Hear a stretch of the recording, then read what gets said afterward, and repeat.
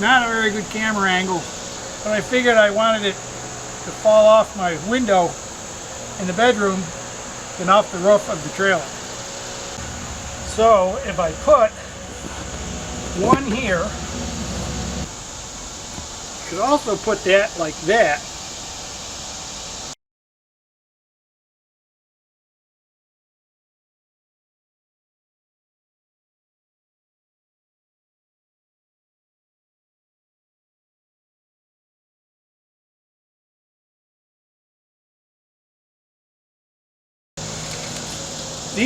These two things are really a pain. I might be able to remove this one.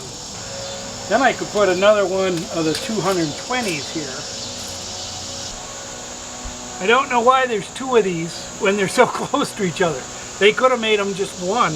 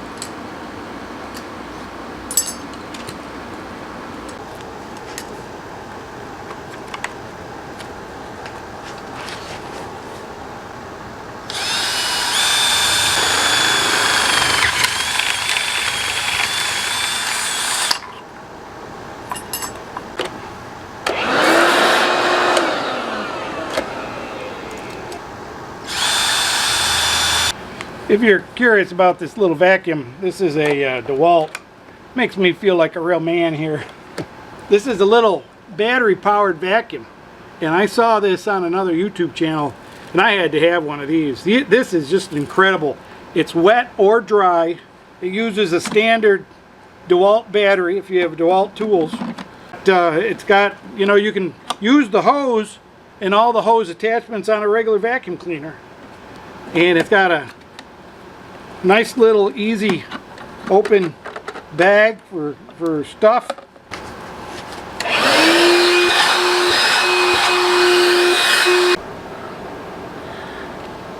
Now these have the holes in them, and I can get a socket on either screw, and I have to worry about their distance, so that's important. These are 3/8 16s, but that's how the solar panels will attach. We'll show you that next. I wanted to show you how I was attaching these solar panels because it's not real clear. We are using this little thing that's called a Rivnut. It's a rivet that's a nut, and this is the bolts I'm using, and this is the working side of the bolt, and the bolts screw right into that nut, and this goes on just like a rivet, and I'll show you that. You have to buy this tool, which is like a big rivet tool, and it has a special end on it to put the nut on, and you put the nut on. In this particular one, you have to open it all the way so the nut comes out the end. All solar panels have the holes in the bottom. These are the mounting holes, which is really silly. Now, we decided to attach them from the side. So we drilled holes in the side and inserted those Rivnuts into them. So let me show you how the Rivnut goes in. One of the issues I found with my 220 watt things is this side piece is double layer. So we had to go through two. But that didn't really even bother the Rivnuts. So I'll show you how it works. You take this tool and you open it up. You put the Rivnut on the nipple on the end. It's going to pull that Rivnut down, make it into a rivet, just like a rivet. Now, the first thing, of course, you have to do is you have to drill a hole. And for some reason, Rivnuts don't come in normal sizes. So the only thing I had close is a 3/8 drill. So I measured that up and it looked right, but guess what? The Rivnut didn't go in the hole. So I had to pull one of these out and make the hole bigger, which you should have one of these anyways. They're pretty nice to work the hole. So we made the hole a little bigger. And it doesn't matter if you make it too big. Like here it is on this demo piece of thing, and it is a little, it's a little loose, but let me show you how the rivet works.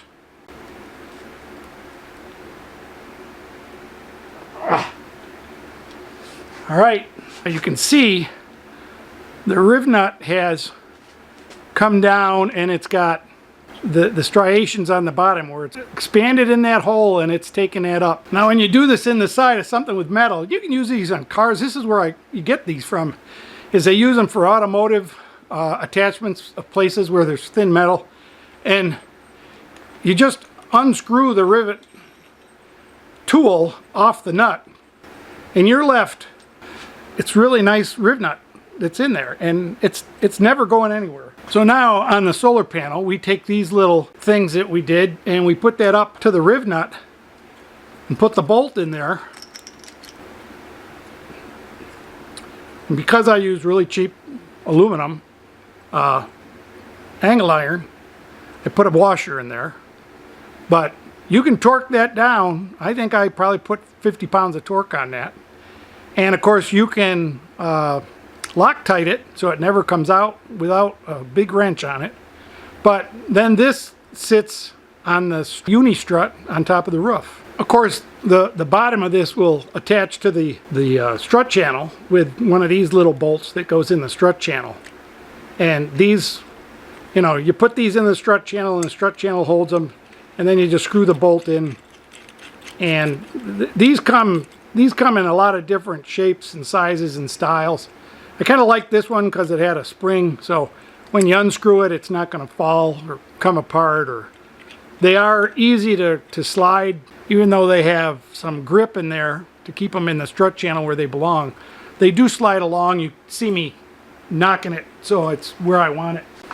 One last thing I forgot to tell you is that I went to several fastener places around Statesville. There's 7 or 8 places that sell bolts and nuts and fasteners of all kinds, and they wanted to sell me one of these tools for around $300, and the nuts, the little Rivnuts, they wanted to sell for about $2 a piece. Now I got a whole case of nuts. These are all the different sizes depending on what kind you want. This whole kit, which has the entire tool, and these are all different size noses for it, was 60 bucks on Amazon, of course. So if you want to do Rivnuts, it's a really good way to attach things. If you're not familiar with Rivnuts, because a lot of people I asked about them had no idea what they were. So it's a pretty neat thing. If you want to watch RV with Tito, Brian uses these in a couple of his projects, and it's where I got the idea for my for doing it with my solar panels. So, and you can unscrew the bolts and tip them up and work under them and get the wires. You can do all sorts of things. So it's a much better way of attaching solar panels.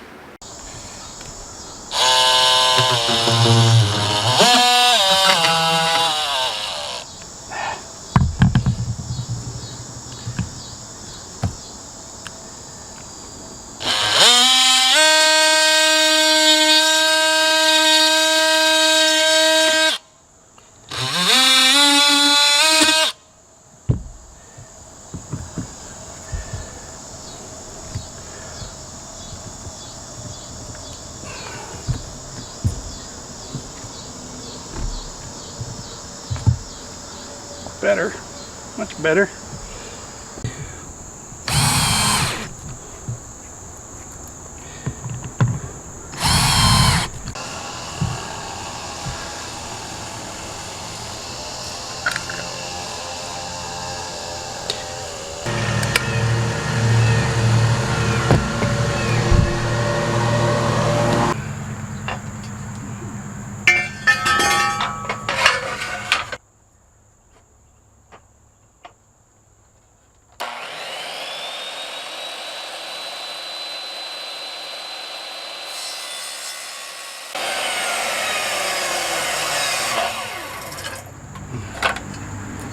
Well,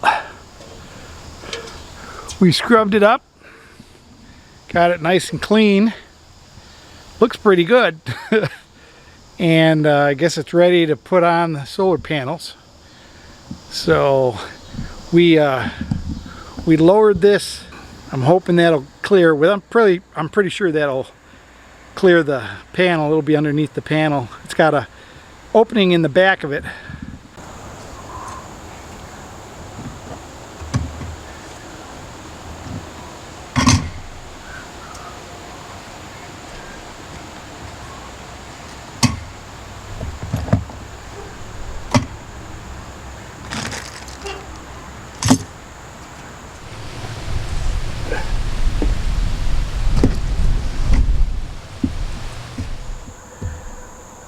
Unfortunately, when I cleaned the roof, I erased my marks as to where the solar panel would go, but it's not really a big issue.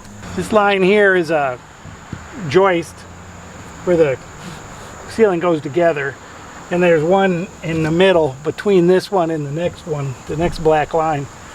So we're gonna mount it to this and one back here, and hopefully that'll hold it pretty well. These things that are going to go there, but we're raising them up on little rubber pads. These are little rubber feet. We're going to raise these up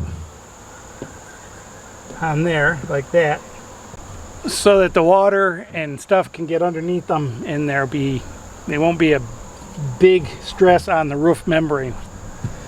And I want them higher because they'll be cooler and the wires will be easier, and a whole bunch of other reasons.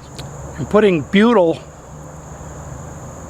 tape on the bottom of these because it's a little better than just using the self-leveling sealant. One, it doesn't squeeze out as easy, and it really stays. It's a pain in the ass to get off though, if you ever have to remove them. And then I'm using a construction grade screw with a washer On top of that,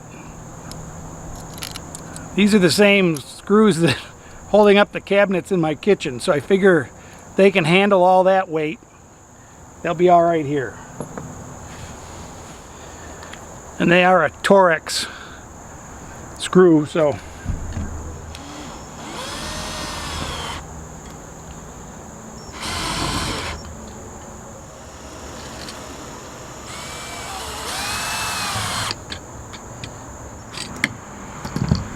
and so that's good and tight.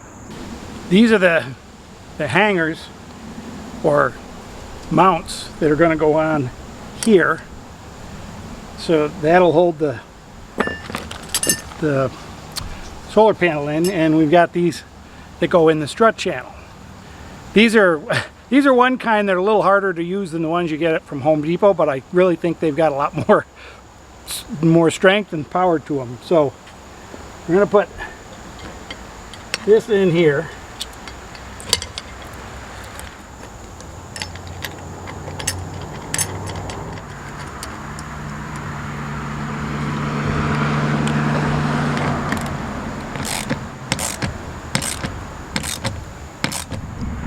And so that will screw in like that. And these are tight in there. It bends them so they form in there. You can see the screw down in there.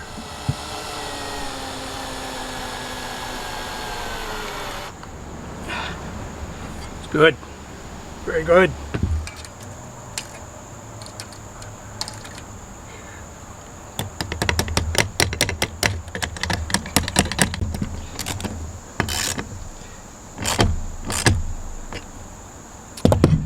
And as you can see, you can slide these a little bit to adjust, so you don't have to be perfect. This one is way on this end because this end is going to go for the other panel that's going to go here. Got another 200 coming here, so hopefully there'll be enough room to go that way, which there will be. This panel's only 30 inches, so yeah, plenty of room. And so, just like on cue, the UPS man delivers the solar panels, and they are the Renogy bifacial 220 watt solar panels. Fairly new design and high technology. These are really cool, and we've got everything ready, so we'll take them down, unbox them, and put them on the Wolf Pup. So they have a nice, easy open box. They got handles on the box. The panels are well protected with foam.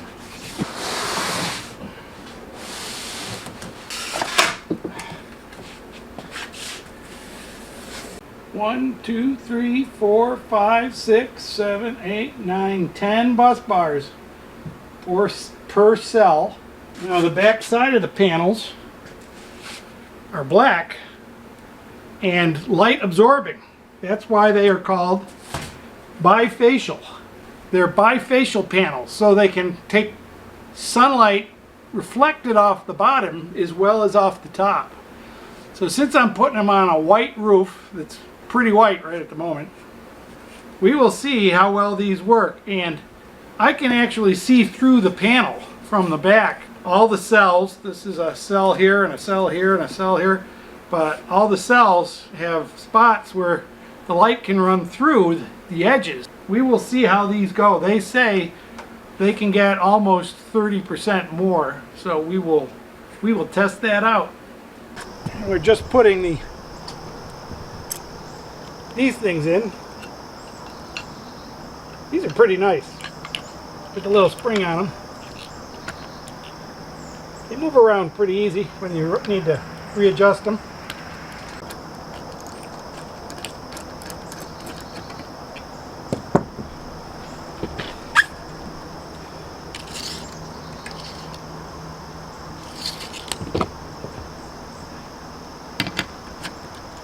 You just push them to where you want to adjust them.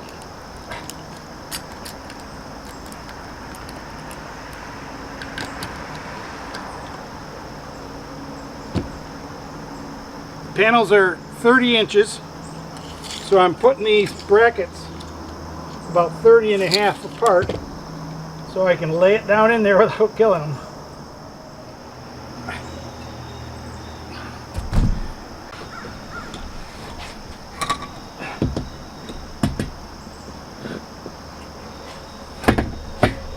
All right.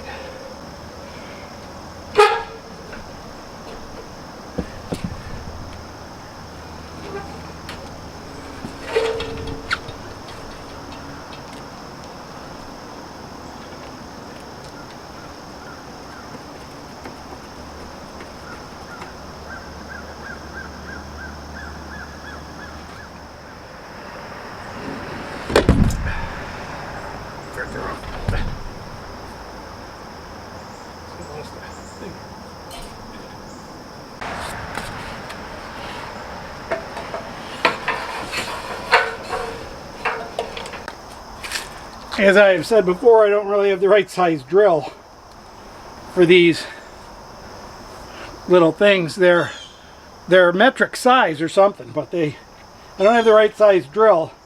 So I just increased the size with one of these little reamers.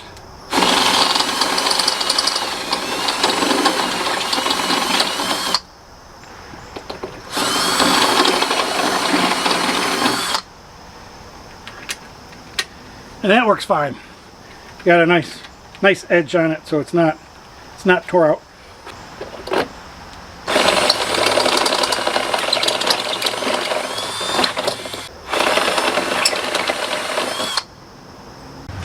And the very first solar panel I did, I drilled it out up on the roof. And I really think that's a really bad idea. Do it down here, do it on a sheet of cloth or something so you can easily pick them up and keep them out of the dog's feet, which is what I'm doing too.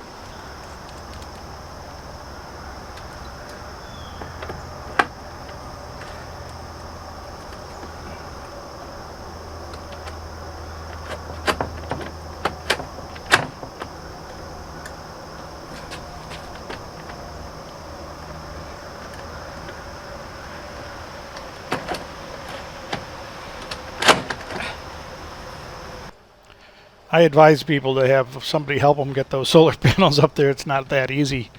But we got the holes drilled and we put them in place, and the holes nearly matched up pretty good. I'm a firm believer in measure once and cut several times. But the easy thing is you can put slots in those brackets so that they move around pretty much and match up with anything. But we got all four of them bolted in. And then the next thing to do is figure out where the wires were. And because the wires are in the middle of these panels, you probably need extensions because they just reach to the edge. And so we did have extensions for hooking up the wires. And we also hooked them up serially. So that means we hooked up the first panel to the positive going to the controller, and then we hooked the negative to the next panel's positive, and then that panel's negative went to the next panel's positive, and then the third panel went to the positive going to the controller. So they're in a line, and the only problem with that is if one panel gets shaded, it kind of breaks the connection between all of them, so you lose a lot of power that way. However, it allows you to have a higher voltage, and you need smaller wires, and it works out pretty well for the controller. Well, we've got the solar panels installed. We've run the wires up through the roof, but I don't like the way they look. And there's a couple of issues with this trailer, in that it's got an awning that attaches right here. There's a stud that goes right down here. So it's pretty hard to get up through the roof. So we've got all these panels up here for TV and a cable and power and all that. So I put a hole up in the roof up through there. You might be able to see the light coming through. This is called split wire loom. But we're going to put the wires in this, and then we've got plates to try to feed this into and get it to work. So we'll see how that works. So we drilled a hole with our trusty hole driller, and we're gonna put the wire and the loom through it now.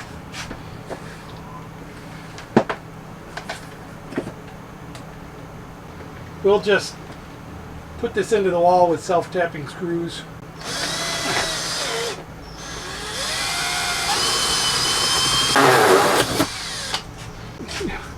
And this is what the ceiling's made out of.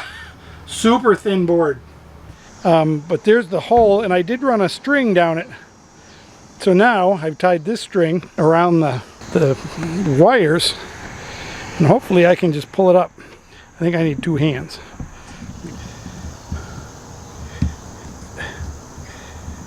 There they are. There they come. We have quite a lot of wire up here. We have a long length of wire. I was pleased with that. And there's our gland. We got to feed these through there and tighten them down, get them all set. That's what that looks like now. These are silver. We'll probably paint those or get the right screws. Now back to the top. We've got our wire ends, and it's taped with the string. And I don't like messing with the glue from the tape, so I just cut the ends off. We got plenty of wire.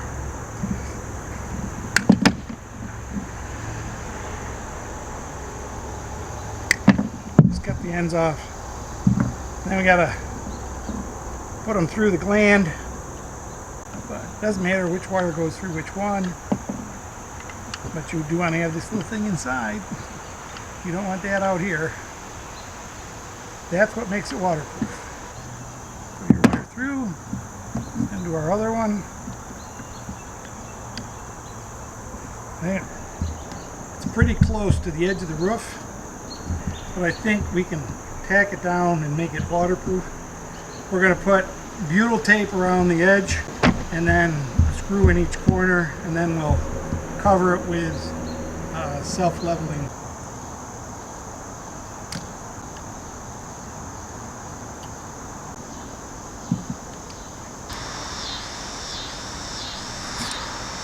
We got the butyl tape on. Slide that back down where it belongs.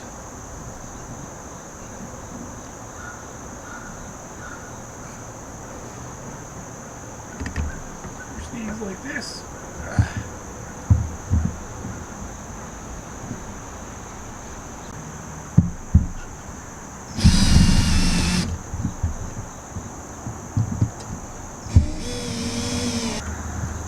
All right, got that down. Now we can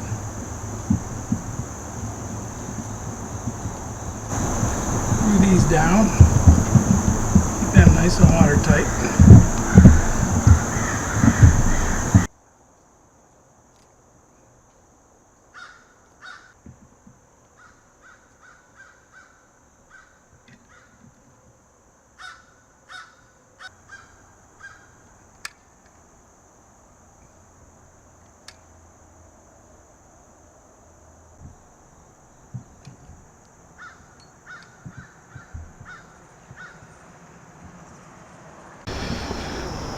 Okay, we got the gland all set up and the wires run around the antenna where we want them. When you're making one of these, you take these apart.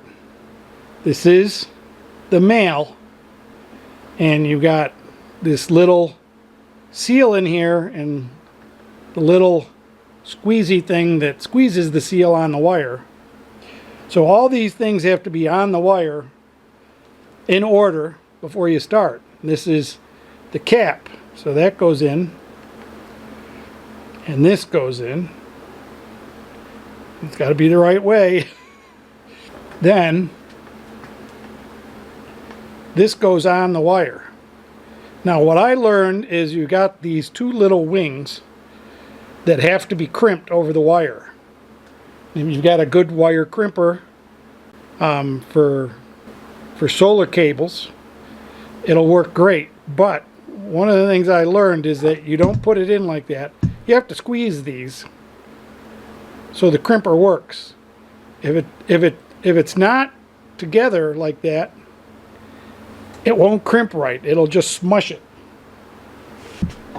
These are not solar connector crimpers. The crimpers for solar connectors have little ridges on the bottom of the thing that make those two fold in and grip the wire better. This is a solar kit from Amazon. This was pretty cheap. I think this was $30. But it comes with a really nice solar crimper. And if you look in these teeth, they have they're like a W. See, they've got like a W. They've got a little thing in the bottom. When you do this, you put that in the bottom part of the W, like that, and then when it crimps it,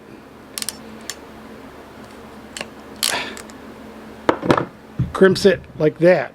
See, it's got that little groove in it, and that will not come off, and that is a good crimp. So now put this part over that, and it will click in. Hear that? Now we can bring that up, and this up, screw it on, and you have, with the kit, you have two little wrenches, one that goes on this end and holds it like that,